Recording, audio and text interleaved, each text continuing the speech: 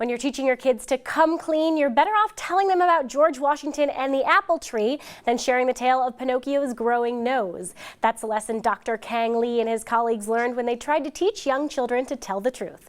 Joining me now is Dr. Lee, a professor of human development and applied psychology at the University of Toronto. Doctor, thanks very much for joining us.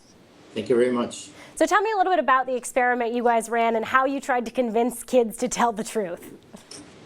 So we were wondering whether or not the classic stories such as Pinocchio, such as The Boy Who Cried Wolf, or the George Washington stories would have any beneficial effect to promote children to be honest. So what we did was we set kids up so that they would be asked to play a guessing game, and we would place some of the toys behind them, and by playing the sound that are associated with the toys, they would guess the identity of the toys.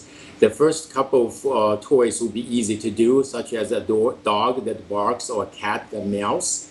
But when it came to the third toy, that's a Barney, that we use a different kind of music that has nothing to do with Barney. And then we ask kids not to turn around to peek. And then we leave the room for 1 minute and to see whether or not kids would peek at the toy. And turned out the majority of kids cannot resist temptation, and they would turn around to peek. And then when we come back, we cover up the toy, and then we ask kids, before we ask kids whether or not they have peeked, we would read them each of the 4 stories. One is the Pinocchio story, the other is the Boy Who Cried Wolf story, the third is the George Washington story.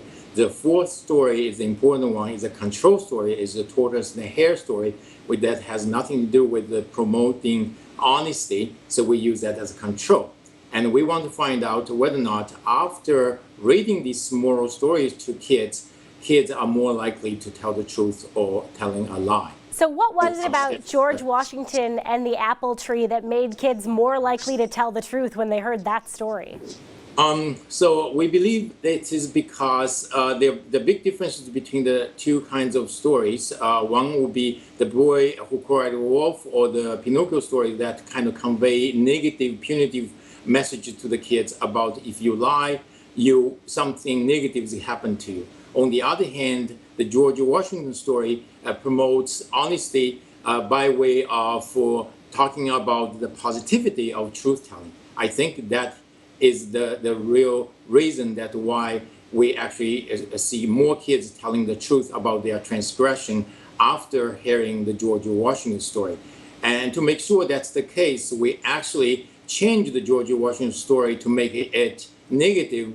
In the new story, we basically said that George Washington actually chopped down the cherry tree and lied about that. But he was found out by his father, and his father was not happy and scolded him and took away his axe. And by just changing the ending of the story, the George Washington story no longer had the truth-promoting effect.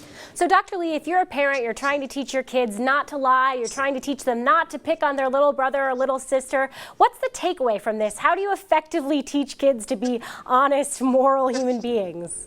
Yes, I think the typically parents would be using negative messaging. I think in terms of promoting honesty behavior and other moral behaviors, I believe the positive messaging is more important. So you always talk about the positive side of doing things that's good, not emphasizing negativity of doing things that are bad.